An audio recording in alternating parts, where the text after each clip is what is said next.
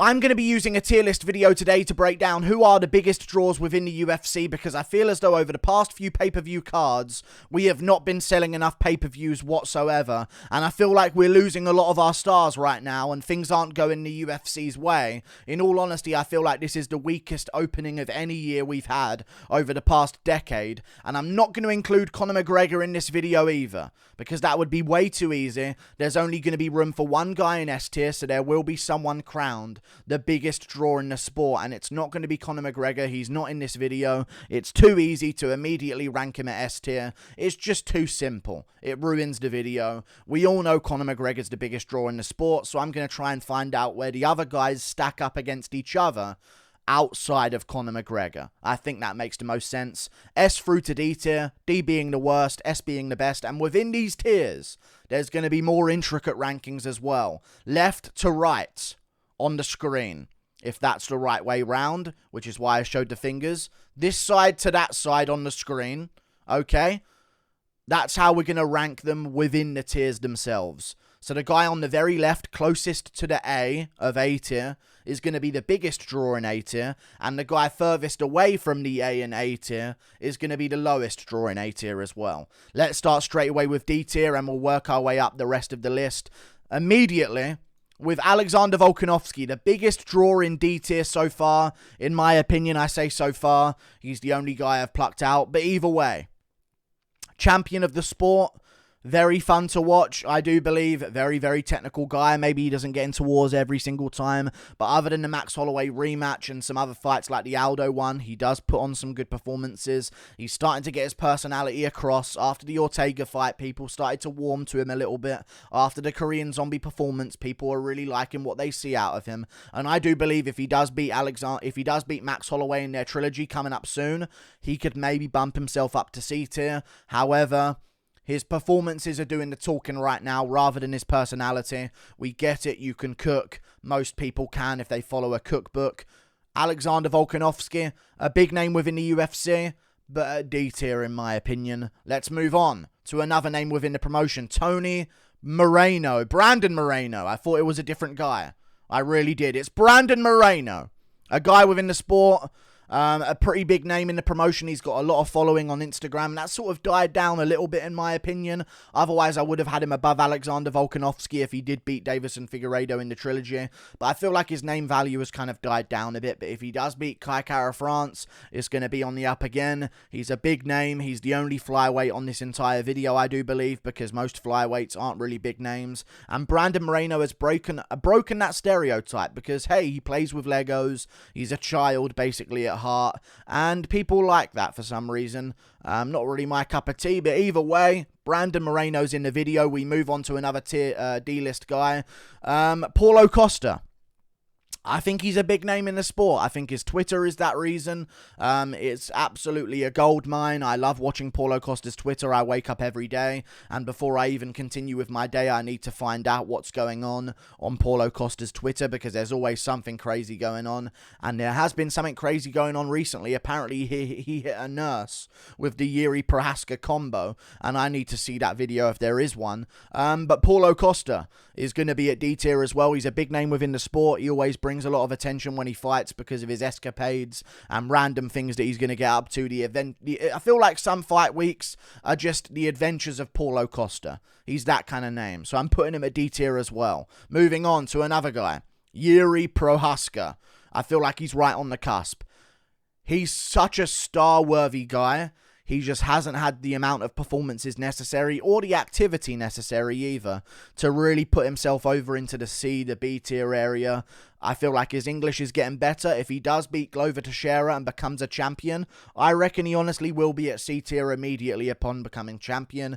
He'll be a big name within the company. Not a huge name, don't get me wrong, but still a big name within the company. Jiri Prohaska, very marketable guy, and I feel like he can be something moving forward as well. We move on to another guy at D tier, who is Bryce Mitchell. I do believe Bryce Mitchell's a big name within the company as well. We're dying down a bit. These are the last two guys that are going to be at D tier. I'll also chuck in Sean Strickland as well. Bryce Mitchell, personality-wise, people really like him. I think he can be a big name. He's got podcasts that he's been on with Theo Von that get like 1 million views and stuff like that, so he he has got some drawing power, but we haven't really got him to the top of the featherweight division yet. He's in the division to become a big name because featherweight's a really good one for that. They've got a lot of big name guys on the come up that he can take on and build his own name against. Bryce Mitchell, very big name, and Sean Strickland, on the other hand, the lowest ranked guy on this list. I feel like just having him at a press conference will bring attention and will create some kind of drama,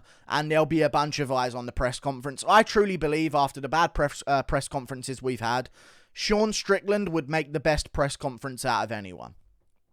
It wouldn't just be, we'll find out this Saturday. You know what I'm saying? It won't just be, I've been training really hard, glory to God. Sean Strickland will probably say, you ain't been training hard, fuck God, and then move on with the rest of the press conference talking about anime and this and psychopathic thoughts. I just want Sean Strickland at a press conference, but he is the lowest named guy on this list. We're going to move on to C tier, which begins with a man by the name of Francis Ngannou. A champion. Don't get me wrong, he is a champion, a big name. People do know the name of Francis Ngannou, but boring. Quite honestly. And even if he is exciting, he finishes fights in the first round, he's still at C tier and he's one of the biggest names in the UFC. I have to be somewhat critical if I'm putting him low down on the list for a champion, you know what I'm saying? But Ngannou's interviews don't really get great numbers. His fight against Gane was really stock lowering in my opinion. I know a lot of people were saying it was inspirational, but it wasn't really entertaining in any way. I think a lot of casual fans turned off of that performance. And also, casual fans know that if he wins, it's likely going to be a quick KO. It's not going to be a war back and forth. So, they're just going to find out the result afterwards. And Ngannou sold 200k pay-per-views at UFC 270 against Cyril Gane. It had Moreno on the card as well. So I'm going to put them both low down for champions, in my opinion. And Ngannou's at C tier. Some champions aren't even on this list, by the way. So I'm putting Ngannou at C tier. A well-known guy, not really a superstar, in my opinion, if we're just looking at the facts of the situation. I know a lot of people like him in his story, but doesn't really bring in the attention as much as others do. Moving on to another guy on the list, who is Tony Ferguson, of course. I won't be too critical of Tony Ferguson. Look at that poor face. It's Tony Ferguson. He's lost a bit of stock. I reckon at one point he would have been sort of at the end of B tier. But Tony Ferguson's still a name that people are going to tune in for. His next fight is going to have a ton of attention. He's not as big of a name as Ngannou. He probably is as big a name as Ngannou, to be honest with you. But in terms of like the attention that he brings, he's not going to be fighting the top guys in the sport. So there's not going to be as much hype around his performances. Tony Ferguson is still a huge name, a big fan base behind him.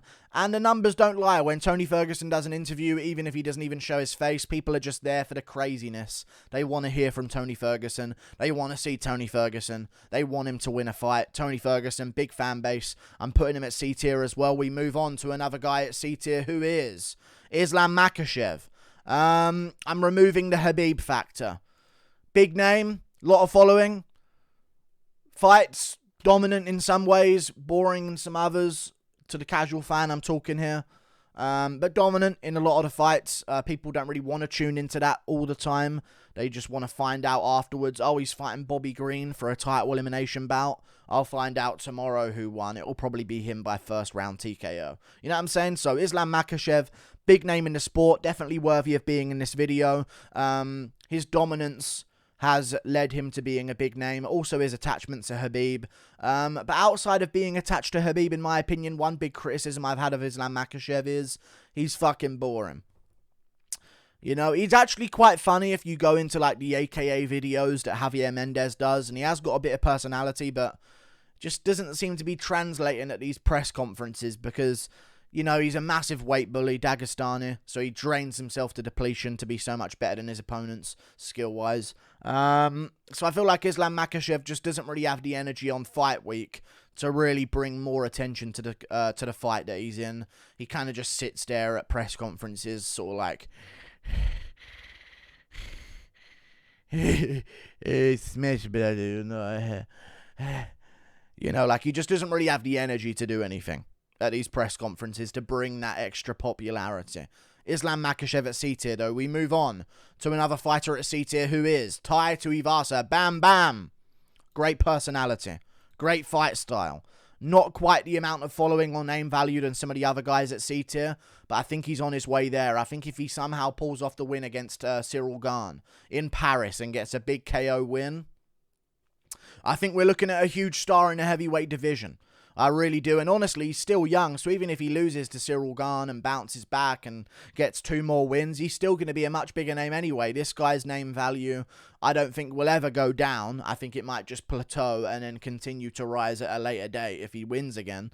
So I think Taito Ivasa, the personality's all there. His walkouts are always fun for the casual fans to listen to. It's a weird song. He's just sort of a promoter's dream for a heavyweight guy. The shoey stuff that he does, it goes viral. He's a very viral name. He's got the Nelk boys on his side as well, and they have quite a big following, so that's sort of translated over to him as well. Amazing performances too, amazing fight style, just not quite there yet, getting that championship belt that's going to make him a massive superstar that he possibly could be. I'm putting him at C tier here. Moving on to another fighter at C tier, who's going to be Darren Till. I think he slipped.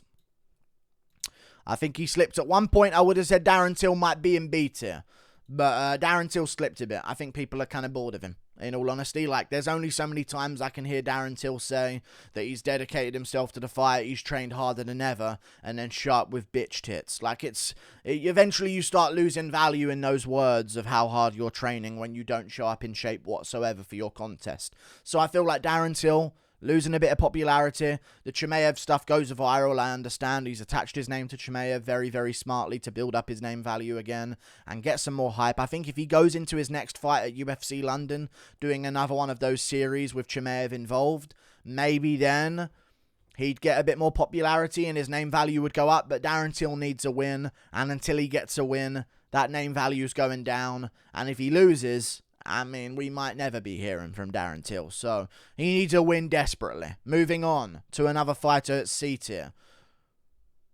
Who the fuck it? Oh, Justin Gaethje. Jesus Christ. Fucking that face. I thought that was Kayla Harrison for a second. Justin Gaethje is in the mix. He's a big name. He's a big name in the sport. I don't think he really brings a lot of value in his own personality as much as a Darren Till or a Taito Ivasa. But people know the action they're going to get from Justin Gaethje in a contest. I just feel like now he's coming off a loss. It's not the same with Justin Gaethje. We've just seen him get knocked down and choked out by Oliveira in the first round. I feel like he's lost a bit. Maybe I would have put Justin Gaethje between Ferguson and Makashev. Like, if I did this video just before Gaethje versus Oliveira, I feel like he's dipped a bit now. Like, Gaethje's going to have a fun fight next, but it's not going to be a massive, massive fight. You know what I mean? I feel like those massive, massive fights for Gaethje maybe are out the window. We'll see how it goes, though. I know he's looking at the Masvidal fight and stuff like that, but he's still at C tier, despite not being a champion, so good for him. He's one of the big names in the sport at lightweight. People know of him. He always comes to fight. People are always going to tune in to watch him fight because of how entertaining he is. So Justin Gaethje at C tier. Moving on to B tier. We're going to start with the biggest draw at B tier, who is Kamaru Usman is the biggest draw at B tier. Now listen, I had a lot to say about Kamaru Usman, in all honesty. I think his personality is very, very boring. He lied about walking miles for water even though he grew up rich in Nigeria. And people don't really call him out for that. Like, he had a real few problems when I first made these types of videos and tier lists breaking down the personalities within the UFC. But he's kind of grown on me in terms of dominance, his performances. His fights aren't boring anymore. That was a big thing that held him back. The fights were snooze fests from Kamaru Usman. But when you look at, the Masvidal fight, the first one was, the Covington fight was amazing. The Woodley performance was great. The Gilbert Burns fight was great and he got a finish. Then the second Covington fight was pretty good. The second Masvidal fight, he KO'd him out cold, brutally. You got to put Kamaru Usman up there a bit as a draw. He sells some pay-per-views. I think he sold 500k against Gilbert Burns. That's a lot of pay-per-views to sell if you're Kamaru Usman against Gilbert Burns, so I'm going to have to use the stats here. Even if you don't like Usman's personality, the guy's dominance as the #1 pound-for-pound guy holds a lot of value in terms of promoting a fight. When you can promote a fight and say the #1 pound-for-pound guy is fighting this weekend, people are naturally going to want to tune in for it as well. So Kamaru Usman is going to be at the top of B tier. We move on to another fighter at B tier who is in second place at B tier. I'm making it Dustin Poirier. a big name in the sport. Again, if you asked me this, and I made this video before the Oliveira fight, Poirier would be probably quite higher. Probably a bit higher than Kamaru Usman. His name was back on the up. He was coming off those wins against Conor McGregor. He is a big name. But now there's not really going to be any fights for any titles or anything like that. There's not going to be any major superstar fights for him. Maybe a Nate Diaz contest could happen. But I think Dustin Poirier on his own, without fighting for championships and without fighting against very top-level guys, there's certain guys like Nate Diaz and Masvidal who could fight against low-level guys and still bring in a massive amount of attention.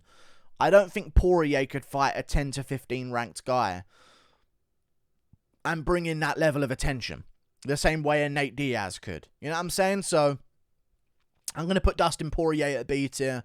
Very boring personality. Nothing going on between the ears at all for him. So yeah, Dustin Poirier. B tier. Very big name in the sport though. Slightly bigger than Gaethje, slightly bigger than Darren Till, Tuivasa, Makashev, Ferguson, and Ngannou, but not quite at that next level of A tier that we're going to get to soon. We move on to another fighter in B tier, who is Max Holloway. I think it's just below Poirier. Reason being, Poirier beat him. Poirier beat McGregor. Those did a lot for his name value. But Holloway is just there. He's right there as well. He's in that mix with the Usmans, the Poiriers in terms of name value. People love Holloway. He has a lot of fans, but I think Holloway fans love him. You know what I'm saying? Usman fans, respect his skill. You know what I mean? But they don't love Usman. I'll do anything for Usman. It's just he's the champ. I respect him. He's great. You know what I mean? But Holloway's fans, they seem like there's more of them because of how much they love everything about Holloway and who he is and how he fights and stuff like that and the stuff that he does in the cage. So I think Holloway is a B tier. If he was champ again, we're looking at maybe bumping him up to A tier. So if he beats Volkowski in their trilogy and becomes a champion, could be looking at that low A tier level of drawing power in the UFC. But the fact is, when he headlined pay-per-views, they didn't really sell too well, in all honesty. They did not sell too well whatsoever. He does get a lot of views on some of his interviews, but, yeah, just not really. He hasn't really got that belt that's going to jump him up. So he's around that Poirier and Usman level, which is massive, but not that next level of massive. Moving on to another fighter at B tier, who is Michael Chandler. I think he surpassed some of these guys at C tier. I truly think so. The hype that Chandler's going to have for his next contest after that front kick KO. Again, different time I'm making this video. Maybe I don't put him even at C tier. But after that front kick KO, marketing gold from Michael Chandler. Marketing gold. He set up fights with other guys in the lightweight division. If you do him versus Gaethje again on a ABC card or something like that, that's going to be a huge fight for both of them. So I feel like Michael Chandler has that name value. Below the Holloways and Poiriers and Usmans of the world, but above the Ngannous and the Fergusons at this point, and Makashevs and Tuivasas. I think Michael Chandler's put himself on the map. I think people are starting to recognize him as a household name. You think UFC lightweight division, Chandler's going to be one of the first 5 guys you name if you're a casual fan. You'll probably go, McGregor, Oliveira, Poirier, Gaethje, and then you might go Chandler or Makashev. But I think after that front kick KO, Chandler's hype is at an all-time high, and putting him on a pay-per-view card is going to directly add some pay-per-view points. Even though his personality's not too good, at least he ain't fucking brain dead like Makashev. So, Michael Chandler, B tier, top-level name. I think he's in the mix amongst good names. That front kick KO, they show that fight and they show that highlight in the build-up to another one of his fights. It's going to sell some tickets. So I think Michael Chandler's in the mix. Moving on to another fight. Sean O'Malley. I think Sean O'Malley's at B tier. A lot of people might be thinking, I thought you were going to put him at A tier. But I don't think he's there yet. I think he's got popularity because of the way he looks. He's got that kind of SoundCloud rapper with hands type of vibe to him that a lot of these young people in America are going to sort of vibe to. You know what I mean? So they're going to follow him on Instagram. Sugar Sean? Yeah, I follow him. Oh, he's got a fight. Oh, has he? That's what I feel like it is with Sugar Sean right now. His fighters that he's fought haven't really been big names. So he hasn't really drawn a lot of attention for his fights, but he is a massive name. Outside of that, he's on podcasts. They've got 1 million views. He's got a lot of following, okay? And he does his own stuff on his YouTube channel. Got hundreds of thousands of subscribers there. He gets like 50k views a podcast when he does them. So he's got a fan base carrying with him. So I'm going to put him at B tier, just below Michael Chandler. If he beats Pedro Munoz and he starts looking at those top 5 guys, then we're talking high B tier, closer to the Holloways and Poiriers in terms of how much value he brings. If he gets a belt, we're talking high A tier with Sean O'Malley, I do believe. If you can tie in the O'Malley persona and the vibe that he has and the popularity that he has outside of the cage and his ability in the ring, and you can put a world championship behind that and say this guy's the best in the world at his weight class as well as all that other stuff, that's when you're going to sell those big pay-per-views. But who knows if he gets there, let's be real. Sean O'Malley, B tier. Moving on to another fighter on the list who's going to be fucking Paddy the Baddy, lads. He's in the fucking mix. Paddy the Baddy, just below Sean O'Malley. He's a big name. I think in terms of the popularity of his fights, I think he's actually quite equal to Sean O'Malley. I know Instagram followers-wise, this might not be correct. But in terms of the hype for their fights, people follow people for very different reasons. If it was Instagram follower-wise, Misha Tate might be on it, but she ain't, because she don't bring fuck all to the company. You know what I'm saying? People follow people for different reasons. Paddy Pimblett had a bunch of accounts banned. He had 1 million followers on one of them and it got banned. So he might have had a couple of million by now. 2 million, 1.8 million, something along those lines. I just don't think he's for that level of competition yet. Whenever they put up a post about him, it gets loads of views. His Octagon interview at BT Sport for his last fight got 1.8 million views.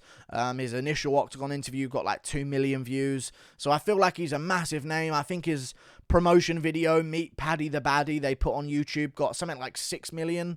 A ridiculous amount of millions in terms of viewership for it. So he's definitely a massive draw. But we need to get him to the point where he's fighting names that people recognize so we can make it out that this guy's actually a legit elite level fighter. He's fighting good names. Jordan Levitt's a good name next. But this Jordan Levitt, if he wins that one, he might, if O'Malley loses, he might jump up a bit. If he then beats a guy just outside the rankings and builds his name even more, he might jump up again. And then if he beats a top-ranked guy, I think he'll be right in the mix with the A-tier guys, in all honesty. His name value's crazy. Not many people could just sell out a fight, in all honesty. Just sell out a whole arena based on their name. Paddy the Baddy, in my opinion, could sell out a Liverpool stadium. People don't realise how big of a name he is in the UK. People know Paddy the Baddy in the UK. My friends don't watch the UFC. I mention it to them. Oh, you seen that Paddy the Baddy guy? That's what they go to now. He's that name. He looks like Jay from the In-Betweeners, a cult name in the UK. He's just got a perfect look for it. And I genuinely believe he could sell out a stadium in Liverpool on his own with like a decent undercard of reasonable fights. Paddy Pimblett, B tier. Moving on to another fight, another section, which is A tier. We're going to start with the biggest name at A tier, Hamza Chimaev. I'm seeing the numbers. The numbers are ridiculous for Khamzat Chimaev. He's a massive draw. Let's just be real with ourselves here. This guy's a massive draw. A huge name within the promotion. Everything he does is anticipated. He speaks, it's anticipated. He fights, it's anticipated. That last fight with Gilbert Burns was absolutely crazy. People say it was stock lowering because people are now going to say, oh, but he's not as dominant as we thought he was. That's good. I think that's actually good. Because now people are going to tune in and think, you know what? I want to be there in case he might lose. Because now people have the perception that maybe this guy could lose at any time. So I think that adds to his value. He also went to war with Gilbert Burns, which is also going to add a lot of value to him as well because he puts on a show every single time. There was a feeling when he walked out at UFC 273. I watched Adesanya walk out for Whittaker. I watched Usman walk out for Covington. Covington walk out for Usman. I've watched a lot of walkouts. A lot of walkouts over the past few years. When he was coming out at UFC 273 and the wolf howled and he comes sprinting out and he was sitting on the cage, it was a different, like, oh my god, this is about to go. It was a different level of hype. I'm putting Chimaev at A tier. Moving on to another name in the promotion who is Charlie Boy. People might be surprised by this.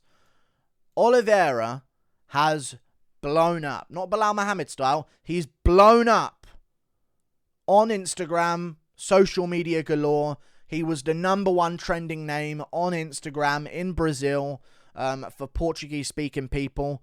He was #1 trending. Like, Usman ain't #1 trending when he fights. I know it was mainly to do with the fact that he missed weight, but that did add to his name value because people sympathized for him. They started rooting for him and stuff like that. They posted a Instagram video of Israel Adesanya holding up a belt online, UFC Instagram page, and it said the People's Champion is back. And everyone in the comments was like, I don't see Charles Oliveira. Charles Oliveira's not there. I feel like the fact that he's been sort of done a little bit dirty has added a lot of fan base for him. And the guy is rapidly gaining followers. Rapidly gaining followers. It might be something to do that he posts. Might be something to do with the fact that he posts about 5 fucking Instagram posts a fucking day. That might be a part of it. But still, that's a part of it. He's a big name. Everything he does gets a lot of interaction. His next fight against Makashev is going to be huge. And he gets a lot of views on his interviews. He comes to fight every single time. He has amazing performances. Charles Oliveira is in the mix at A tier. I really do believe so. And we move lower down at A tier to the next guy, Colby Covington. I think he brings a lot of value. With all of this downtime that we're experiencing right now with Covington, after he got attacked by Masvidal, his next interview he does is going to get hundreds of thousands of views. He did an interview with Nelk. It got something like 3 million views or 2 million views. He brings in a lot of value. He really does. I know pay-per-view points-wise, he probably doesn't show that, like with his performances against Usman. I don't think the pay-per-views did amazingly well. I don't even think the pay-per-view against Masvidal did amazingly well. However, this guy's a huge name in the sport. I think he's a bigger name on his own in terms of, like, his own popularity. Usman might be a big name because he has the belt attached to him, and he might be a big name because he's talking about other guys, but Covington can do an interview on his own, and he'll be a massive name. He'll bring in the viewership. If Usman doesn't mention Conor McGregor or a massively named fighter within an interview, that interview's getting 0 views. Covington can sit there and talk about his life going on right now, and everything else, and shit talk that, and shit talk this, and just riff his own material on an interview with Submission Radio. It's going to get a couple of 100,000 views. So I think Covington is in the mix. Big name value. In terms of fight week build-up, he adds so much to that as well. There's no better guy at press conferences right now. Maybe at some point there'll be a guy who does better than him at press conferences, but Covington's press conferences have been non-stop hits. I know the Masvidal one was a bit childish and bickery, but that kind of got ruined in my opinion. They should have done that for Tough and made it build up even more. It kind of flew under the radar until the week or so that it was happening. I think that was very badly promoted. But Covington's a huge name, even though his Instagram following doesn't say that. The views on YouTube, the views online, on Instagram, they show it. People just don't like him, so they aren't going to follow him. You know what I'm saying? Moving on to another fighter at A tier. It's Nate Diaz. I think Nate Diaz is just one of those names. You got to put him above the Poiriers, the Holloways, the Chandlers, the O'Malleys, the Pimbletts, the Usmans. He's a big name in the sport. He can fight anyone. He'll bring attention. People will watch him. His fans will watch him. He's got a very loyal fan base. Time off for Diaz is only better for him, in my opinion, because I'm just going to move this up right now. Time off for Diaz is only better for him, in my opinion, because it just makes him way, way better, in all honesty. I think it really does make him a lot better. And it boosts his name value. The longer you don't see Diaz for, the more you want to see Diaz, in all honesty. And that last punch against Leon Edwards kept him relevant somewhat. If he just got shut out in that 5th round and beaten convincingly by Leon Edwards, which he was anyway, then it would be a different story. But people still want to watch Diaz. So he's a big name. I don't think he brings as much promotional value than Covington right now in terms of like where he's at in his career.